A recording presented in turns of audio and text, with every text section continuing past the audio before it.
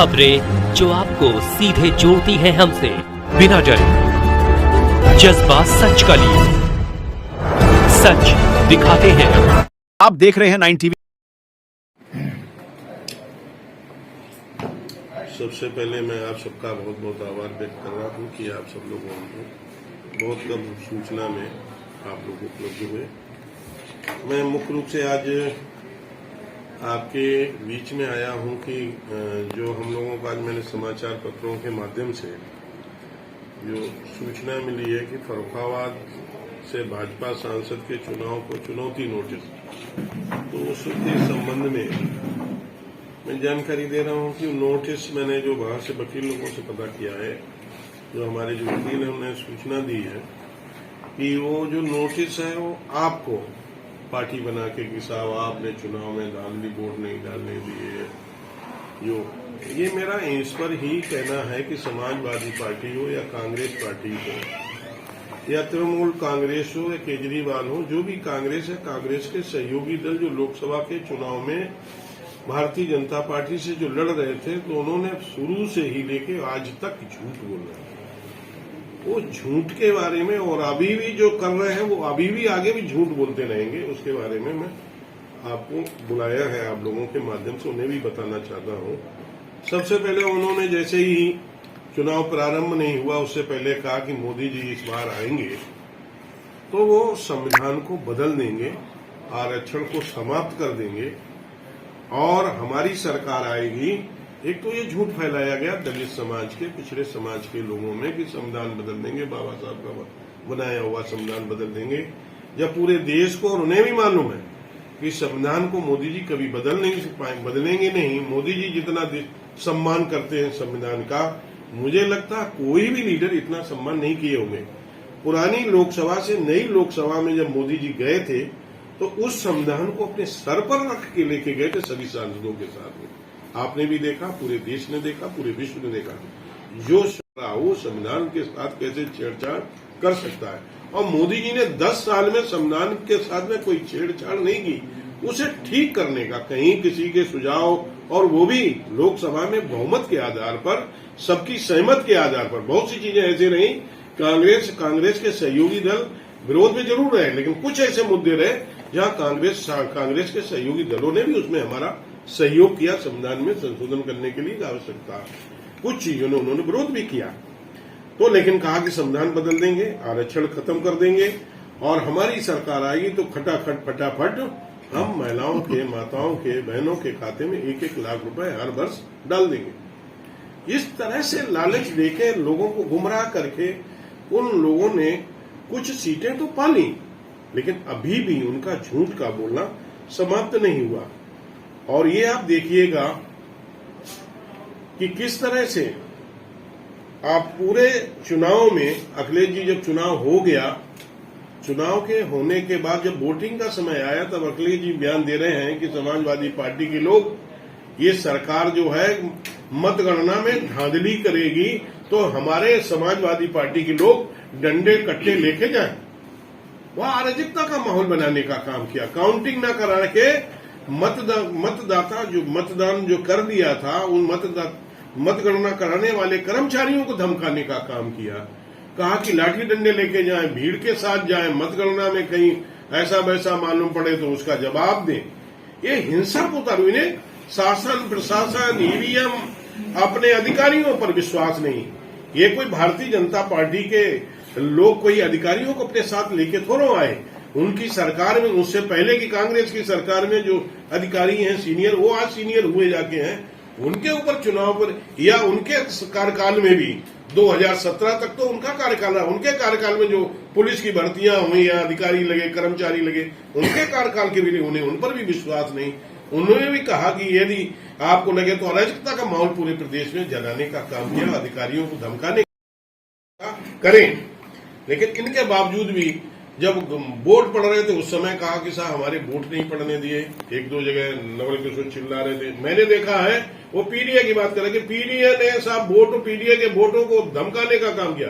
सबसे ज्यादा लोकसभा, हमारी लोकसभा में पीडीए का जहां मतदाता रहता है, सबसे ज्यादा वोट वही प्रतिशत में सबसे ज्यादा वोट वहीं पड़े। जहां सामान्य वर्ग की जो आबादी है वहां पर वोट परसेंटेज हमारा कम है, जहां पीडीए के लोग हैं वहां पर ही वोट परसेंटेज ज्यादा। वहीं पर देखिए आप 80%, 85%, 75%, 90%, 95% पोलिंग वहीं पर है जहां पीडीए के ज्यादा मतदाता है। तो और वो करे पीडीए के मतदाताओं को धमकाया है, उन्हें बता भगाया है।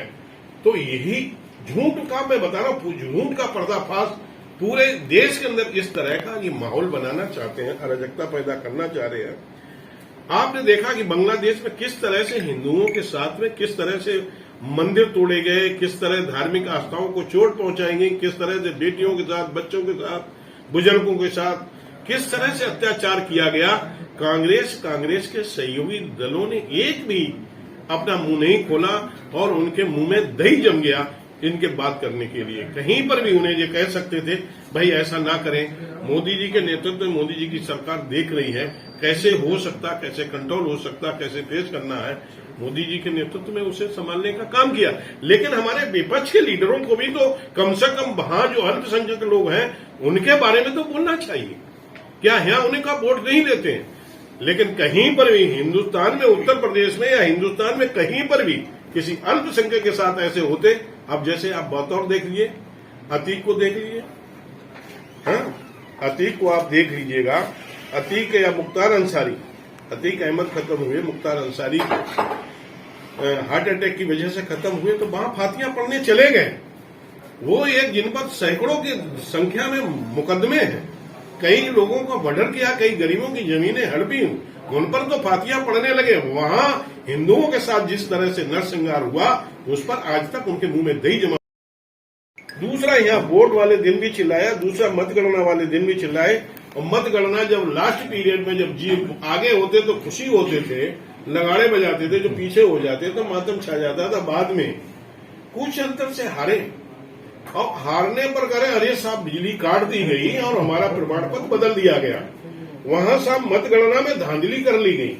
इस तरह से आरोप लगाने लगा कि चुनाव में कई तरीका, जितने नेता उस तरह डीएम साहब ने चुनाव हरवा दिया। ये उस समय चुनाव के समय तक, ये मतगणना के बाद में ये बातें 1 दिन, 2 दिन, 3 दिन, 4 दिन, 5 दिन, महीना, 15 दिन चला। बाकी बाद में फिर कुछ लोग कह रहे साहब हमें अलीगंज में 29वें और 30वें राउंड में हरा दिया गया। अलीगंज का 29वां 30वां जो राउंड है, 31वां राउंड है, वो अलीगंज से सराय के बीच का भाग है। वो हम लोगों का गांव है। वहां पर हम विधायक जी का गांव है हमारे, और वहां पर जो कम्युनिटी जो रहती है वो हम लोगों की बाहुल्यता वाली रहती है। तो इस वजह से मैं चुनाव पहले ये भी उन्होंने आरोप लगाया हम अलीगंज में 29वें और 28वें राउंड में हमें हराया गया। एकदम 7000 वोट से वो आगे लीड ले गए। तो लीड वो इसीलिए जब हम लोगों, हमारा माननीय विधायक जी का, हम लोगों के समाज के वोट थे, तो वो वहां पर हमारे भारतीय जनता पार्टी के समर्थक के वोट थे। तो वहां स्वाभाविक है कि वोट निकलता, जिनका कहीं साइड होती है। वो जैतरा साइड है वो समाजवादी पार्टी की साइड है। इधर जो साइड है वो हम लोगों की, वहां हम लोगों को 10-12 हजार की लीड मिली। और वहां उधर से हम लोग 32,000 से आके लगभग 22,000 से 21,000 से वहां पर हम लूज हुए हैं। नौकरी दे रहे हैं और कह रहे हैं कि साहब सांसद जी ने वोट नहीं डालने दिए पीडीए के लोगों को। साहब सांसद जी ने एक प्रत्याशी अमर सिंह जो हैं, जिनका नामांकन दोषपूर्ण था, फिर भी स्वीकार किया गया। अगर अमर सिंह को 3500 वोट मिले, यदि उनका नामांकन नियम का पालन करने के कारण निरस्त हो गया होता तो याची चुनाव जीत जाता। अब अमर सिंह का नामांकन है, वो कौन निरस्त करेगा? जिला निर्वाचन अधिकारी करेगा कि सांसद करेगा? तो ये ऑब्जेक्शन तुम्हें पहले चुनाव लड़ने से पहले तभी तुम्हें पेश करना चाहिए। उसका दोषपूर्ण है, तुम कौन होते हो? ये जिला निर्वाचन अधिकारी का कर्तव्य। या हमारे 2-3 लोग मेरे पास है, हमारा पर्चा कैंसिल हो गया, हमारा पर्चा कैंसिल हो गया। अधिकारियों को समझ में आया होगा, उनका पर्चा कैंसिल किया गया होगा, और जिनका नहीं गया उन्हें लगा, तो इसके लिए तुम अपना वकील करके तुम्हें पेश होना चाहिए और बताना चाहिए साहब उन्हें 3500 वोट मिले, तो इसलिए हमें 2672 वोट मिले हैं, तो 2600 वोट 3500 वोट उन्हीं के थे, मालूम पड़ता जो है उन्हें अपने खाते के पूरे डलवा दिए हो। इस तरह से मैं ये बात इसलिए कहना चाह रहा हूं कि पहले भी झूठ बोल रहे थे और आज भी नए तरीके से झूठ बोल रहे कि अब सांसद जी को, इसमें पार्टी हमने देखी जितनी भी चुनाव आयोग की पिटीशंस होती हैं उसमें डीएम को निर्वाचन अधिकारी वो होते हैं, फिर उत्तर प्रदेश निर्वाचन आयोग होता, फिर भारत सरकार निर्वाचन आयोग होता, सब निर्वाचन आयोग जितने कैंडिडेट होते हैं उन कैंडिडेट को भी पार्टी बनाया जाता है कि हम कैंडिडेट हैं, बसपा के हैं, निर्दलीय हैं, सबको उन्हें भी बनाया जाता है, वो भी अपना पक्ष रखे क्या है क्या नहीं। अब उसमें सिर्फ हमें कैंडिडेट बना के ये लोगों को शो करने के बारे कि साहब मुकेश राजपूत ने ही मुझे अब हरवा दिया है, पहले डीएम साहब ने हरवा दिया था, आज मुकेश राजपूत, अब उन्हें सरकार पर कोई या अधिकारियों पर कोई आरोप नहीं रह गया, अब मुकेश राजपूत के ऊपर है। तो हम सर्टिफिकेट लेते तो 2672 का क्यों बनवा के लेते, हम तो फिर 70 लेते तो 2.5 लाख 3 लाख का लेते, पिछली बार 2.25 लाख से जीते तो हम कम क्यों लेते यदि मेरे ही हाथ में होता। इस तरह के मिथ्या आरोप लगा के अपना लोग सस्ती लोकप्रियता हासिल करना चाहते हैं और समाजवादी पार्टी कांग्रेस के लोग आज भी अपने दल के लोगों को जिंदा रखने के लिए अपने इस तरह का कुचक्र है ही नहीं, उत्तर प्रदेश यही फर्रुखाबाद नहीं पूरे देश के अंदर इस तरह का ये काम कर रहे हैं। चुनाव पीरियड में भी आपने देखा होगा कि इन्होंने कितने शराब बांटी, कितनी शराब पकड़ी गई, कितना लोगों को पैसा बांटा गया, किस तरह से धन का दुरुपयोग किया गया। लेकिन इस तरह से जो चुनाव पूरे प्रदेश में झूठ के सारे के साथ चुनाव लड़ा गया और जिस तरह से लोगों के सामने झूठ परोसा गया, आज भी वो झूठ बंद नहीं हो रहा। मुझे लगता है कि ये बात पूरे प्रदेश में, पूरे देश में और पूरे लोगों के धीरे धीरे समझ में आ भी रही, फर्रुखाबाद के भी लोगों के समझ में आ रही है। ये नया आज जो निकला है उसका तो जो हमें नोटिस अभी तो मिला ही नहीं, अब वो नोटिस मिलेगा, समय भी है, उसका भी हम अपने वकील से बना के जवाब देंगे। लेकिन मैं यहाँ के लोगों को ये अवगत कराना चाहता हूँ कि मुकेश राजपूत के ऊपर ये आरोप लगाना कि पीडीए के लोगों को धमकाना, मैं कह रहा हूँ पीडीए के वोट भी सबसे ज्यादा पड़े हैं, इसे यही झूठ उनका परसेंटेज ज्यादा पड़े, परसेंटेज में सर्वाधिक हमें भी मिले हैं और पीडीए उन्हीं के साथ नहीं, पीडीए हमारे भी साथ में है, हमारे तो साथ तो सभी दल है, हम सबका साथ सबका विकास, हमारे साथ सामान्य जात के भी लोग हैं, हमारे साथ पीडीए के भी हैं, सभी लोग हमारे साथ में। समाजवादी पार्टी ने या कांग्रेस के लोगों ने पूरे देश के अंदर कुछ झूठ बोलकर, कुछ लोगों को गुमराह करके, कुछ लोगों को लालच देके हम माताओं बहनों के खाते में 1-1 लाख रुपए हर साल डाल देंगे, खटाखट फटाफट डालेंगे, तो इससे कुछ लोगों को लालच जगा होगा तो कुछ वोट। अब हमें देखा जाए तो 49% आज भी वोट हमें मिला, 49% आज भी वोट हमें मिला है और 2019 में हमें 5,70,000 वोट मिला था और आज हमें 4,90,000 वोट मिला, 80,000 वोट कम मिला है। और 2014 में हमें तो 4,01,000 वोट मिला था, तब हम 1.5 लाख से भी जीते थे और आज हम लोगों को वोट जो मिला है वो 4,90,000 मिला है और 90,000 ज्यादा मिला 2014 से।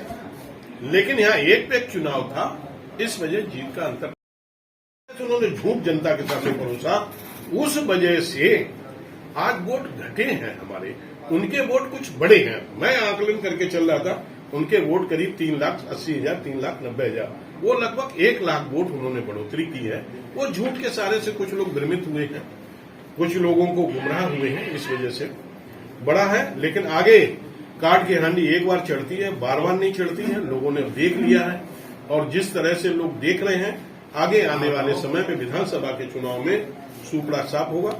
और जो अभी बाई इलेक्शन भी हो रहा है, इस बाई इलेक्शन में भी समाजवादी पार्टी, कांग्रेस, उनके सहयोगी दल सबको मात खानी पड़ेगी। आज पूरे प्रदेश के अंदर देख रहे होंगे किस तरह से अराजकता का माहौल पैदा किया जा रहा है। जितना भी कहीं किसी तरह से हो रहा है अत्याचार, दुराचार, इसमें कहीं न कहीं समाजवादी पार्टी के लोग इन्वॉल्व में, मेरा सीधा सीधा आरोप। और जो भी पकड़े जा रहे हैं, ज्यादातर जो जेल जा रहे हैं वो समाजवादी पार्टी के ही लोग जेल जा रहे हैं। अपराधी किस्म के जो भी लोग हैं वो सरकार को बदनाम करना चाहते हैं। योगी जी की सरकार को बदनाम करने के लिए इस तरह से समाजवादी चुनाव के बाद में उन्हें दिखाने के लिए, लोगों में ये कहने के लिए देखिए समाज में भारतीय जनता पार्टी की सरकार में अंतर क्या है। लेकिन मैं योगी जी की सरकार की तारीफ करूंगा, आभार व्यक्त करूंगा, जो भी अपराधी हैं वो जेल जा रहे हैं और जो भी इस तरह के अपराध करेंगे वो जेल जाएंगे, यही मेरा आज कहना है।